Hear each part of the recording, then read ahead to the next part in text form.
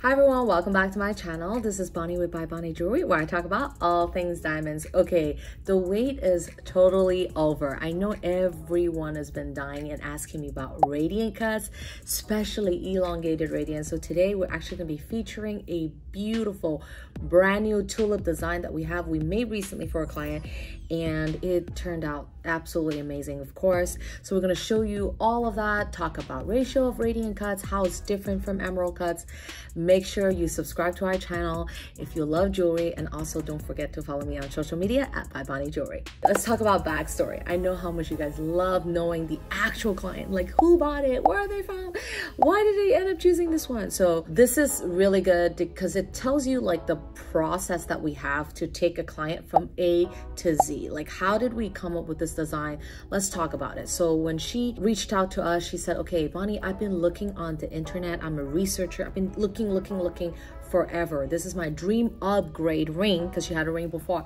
And she said, okay, this is it. And she's just been going on, like, you know, YouTube, Reddit, Pinterest, and all the places that you can think of to do research. And she still felt like, okay, there isn't one perfect ring out there for her.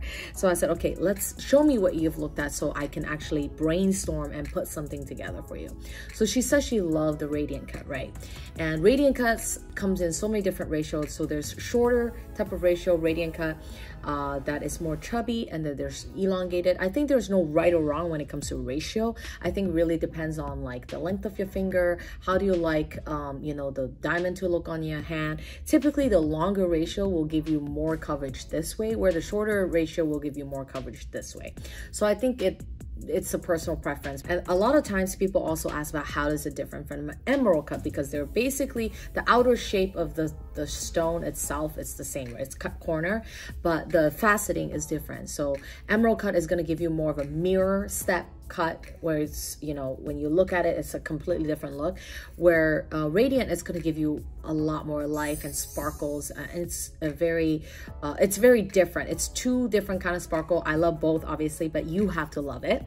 Okay, so one of the things that she mentioned to me is that she loves, you know, the dainty look. She wanted to make sure that the ring was dainty enough, that the stone was going to show. But one thing that I really have to address to you guys is all the new trends of the really thin band, okay? There is a limitation, okay? When I hear numbers like 1.4, 1.5 millimeters, those are the numbers that I get really nervous about, because they're too thin, especially when you're gonna have a, you know, 2-3 carat center stone. It's not gonna, I mean, in technical terms you can put it on it, but I just don't think that it's gonna last in the long term. So I said, okay, for 3 carat size you should be looking for at least 1.8 millimeter, but at the end I said, okay, even 1.8 is like too thin for this elongated carat weight. And then what happens is that once you put it on that thin band, it's gonna spin around your finger all day. I mean, think about it. You have a heavy stone on top, no support, nothing on the bottom. So basically it's just, you know, science, gravity.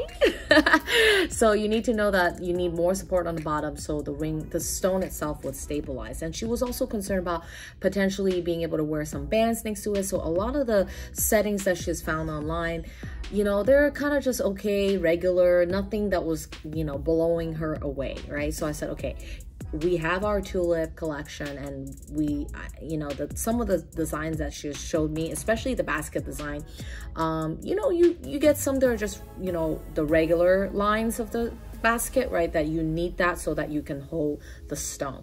So I know I've seen a lot where there's just like 4-prong with no wire. Those kind of setting really scare me, because, you know, if the stone, you know, it gets hit and turns, it could just fly out of the setting. So I really recommend, if you're going to get any type of elongated stone, make sure there's some type of wire support that's going to support it. In this case, our tulip design, we have extra leaves in between.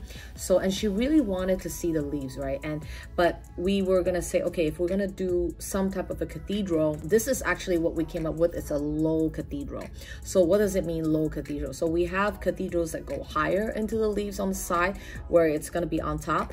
That also gives you an appearance that the ring is taller or looks taller. This is actually a low cathedral where I think it's really pretty. It just comes very low to the point on the side of the leaf, and you can really still see the floral basket itself. For the low cathedral, I think it goes up to the side of the basket. It just gives a really nice vocal point, a really nice finish, and it's tapered on either end, which I love. I think the tapering with the floral, it just blends together. It's really smooth, it's really pretty, and of course it came out absolutely stunning. Center is 3 carat, like I said. So let's talk about ratio. So this diamond in particular is a 3 carat 1.44 ratio. So typically anything that's, you know, over 140, 145, you're going to start to see that it's more elongated. Anything that's under 140 is going to be slightly chubbier. Like I mentioned, it's personal preference, what you like. So for her, she did one, we picked out a stone that was 144 ratio, and it's just absolutely stunning. The biggest thing about radiant cuts that you have to look out for, you know, any type of elongated stones, you're always going to have some type of a like bow tie.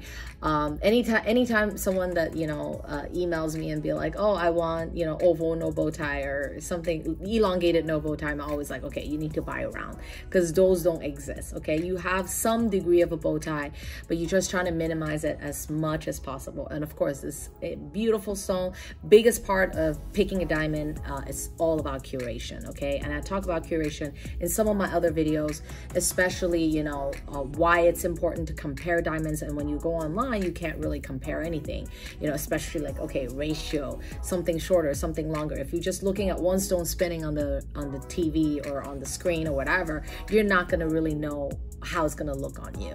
Anyway, once she received the ring, she just told me that it's more than she ever dreamed of. I mean, compared to all the inspiration photos and things that we had and the final design that we came up with, it was just absolutely magical. Okay, so I hope you guys enjoyed this educational video about radiant cut.